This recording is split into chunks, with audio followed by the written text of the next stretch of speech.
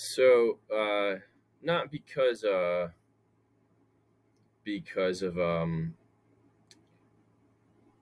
in a way, it's for want of an audience that I'm starting this new channel, and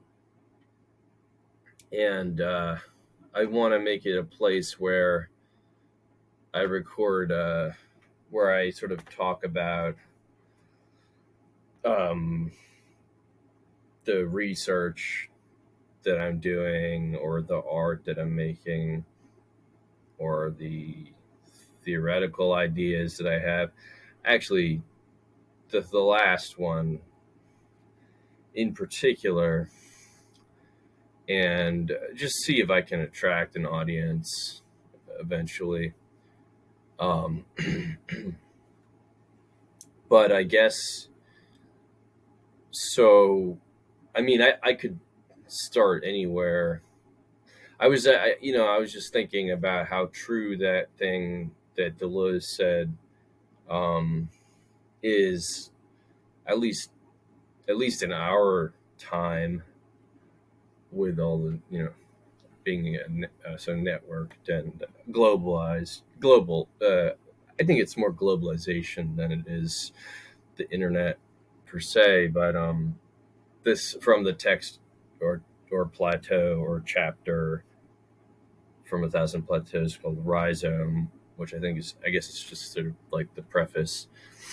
But no, it was more than a preface, because I think they published it independently first, before the book came out, along with the nomadology.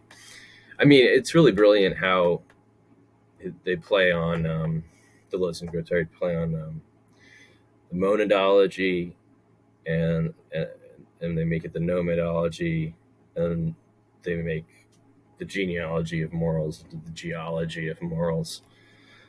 I guess as I get older and I reread it more, I appreciate now. I guess I really appreciate that, because it's a very cool way to. It's a very playful, but like, in a way, deep way of connecting to, like, the history of philosophy, Nietzsche and Leibniz, namely. But I guess one thing that maybe I'll discuss on here is my evolving views on the nature of conservative thought in the 21st century, or as a member of Gen Y. Um, Maybe less so that, because it's a little exclusion. It has a sort of exclusivist quality. If I say I'm speaking as some member of Gen Y, I mean Gen Z and Gen X are just as much kind of implicated, I think, and the preceding generations, in what I would hope to say here. But I just wanted to start off. Also, I do see this as a didactic endeavor. Like, it's a serious. There's no irony here. I really this actually sort of sprouted out off of like I was saying, Rhizome. Deleuze, he says everything great begins from the middle, and like, you just sort of jump in, and then you kind of connect to things. And actually, I was just listening to Richard Feynman lecture on physics, and he says that in physics you have these different pieces of the puzzle. This idea of a unified theory, which is sort of it's not really possible, right? Uh, Even though they keep trying. But in fact, what you have are puzzle pieces that don't quite fit. And the metaphor he uses is, he's like, there's a little, this blue sky on this one. There's a little bit of, I forget how he said it. It was actually a very elegant metaphor. I say that laughingly because his delivery, his style is so. He just has this very sort of macho kind of working class vibe, and I think sort of similar to like Leonard Susskind today. It's the same kind of Brooklyn Jew accent, like tough, kind of a tough guy, But I mean, I love Feynman. He was always a hero of mine back when I was thinking that I would maybe go into physics.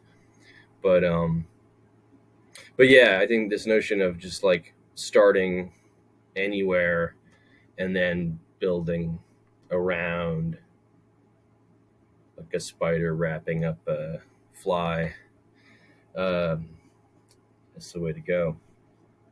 But anyhow, to get to the point, or to get to a point, um, I'm just going to assume that this is interesting to people. Uh, I think I'm smart. I think I'm interesting.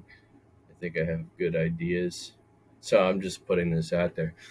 So like, so I'm looking. I just got. I'm just gonna. This is just gonna be basically show and tell about whatever research I'm doing. So right now I'm reading Deleuze's book on Foucault. I had it in French a little while ago, but I threw it away. In a kind of, I have this tendency to go through books really fast because I love skimming. So I always skim. Sometimes I skim to the point where like I've just randomly highlighted so many things that it becomes the book is basically falling apart. And also it's like it would be impossible then to read it in a linear way because I've marked it up in this sort of OCD way to such a degree. Maybe I can give an example of that. Oh yeah, here.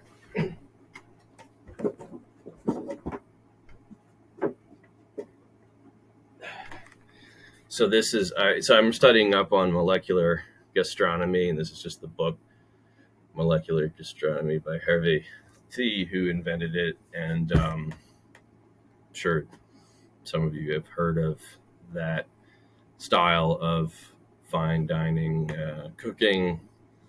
And it's actually a kind of a dream, pipe dream, or I'm not going to say pipe dream because that makes it sound like it's not possible. It's totally doable. It would just be a long-term project, but I'd love to have a restaurant of my own. Honestly, I think I would really um, enjoy that. But so, anyways, but I was just going to show how like see how it's got all these crazy like I don't know, like it's just got a lot of marks that are sort of, a lot of them are, well, it's not that heavily marked up, but it is on the outside for some reason. But that's just my eccentricity, I guess. But there's a lot of that is just from skimming it. So I skim in. So I read, I guess, in a kind of rhizomatic way.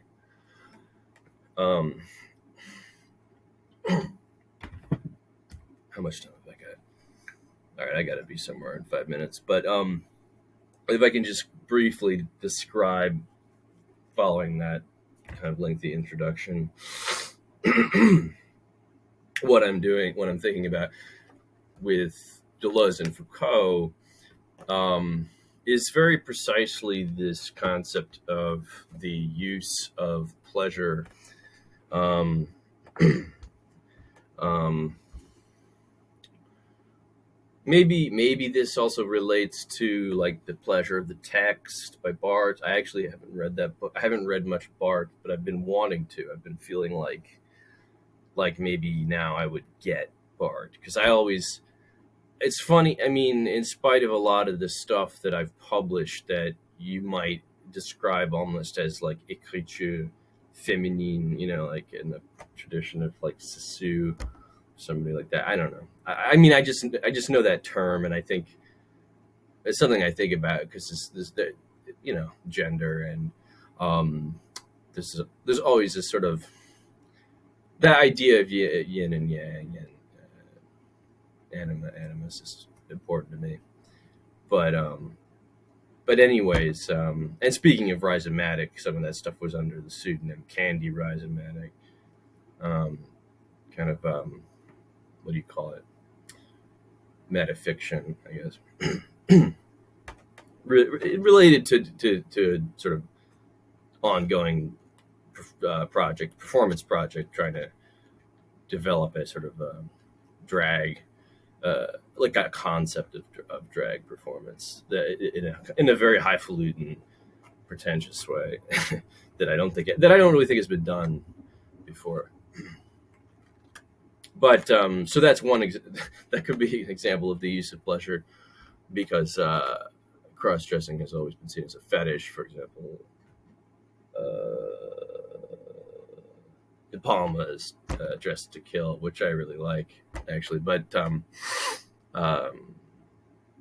it's funny. It's funny to me now, today. I mean, in this day and age, to think about cross-dressing, or I guess the medical term for crush, I think is, I don't know if autogynephilia is the medical term for cross-dressing, or if it's just the medical term for the fetish of wanting to be a woman or something. I guess it's probably the wrong term for me. I'm actually very fascinated by psychiatric definitions, and I've been meaning to get fresh copies of the DSM-4 and the DSM-5. I had a copy of the DSM-4 recently. It's so fun to read, but as well as all the other diagnostic manuals that go along with it. And so anyways, so with Foucault, okay, let me see. I mean, I guess I'm following Deleuze's rule that there's no difference between digressive and non-digressive arguments or thinking or writing, because I'm being very digressive. But I think that may be that may be just what that maybe just partly a product of this just being the first in hopefully a series of videos under the auspices of I don't know what I'm going to call it yet, but I have a sort of a idea for a zine or magazine that I'm working on that may become connected to this channel, but I don't want to give away like the title or anything now, or the concept exactly yet. But this is kind of funny because I have to get going. But to just wrap this up, I think I've managed to say a bunch of stuff that's all tangential, but leading to this question, perhaps, of a repression, both in my own mind and in my own sort of free associative trying to talk about something, and presumably in the world generally, of the question of pleasure as something that you make use of, that either, because there's conservative and liberal ways to look at pleasure. The most conservative would be maybe like the Catholic Church, and the most left wing would be Paul Preciado, probably. But I'm somewhere in between those two extremes. I think Preciado is a genius, but insane. And with that, I'm going to end this video.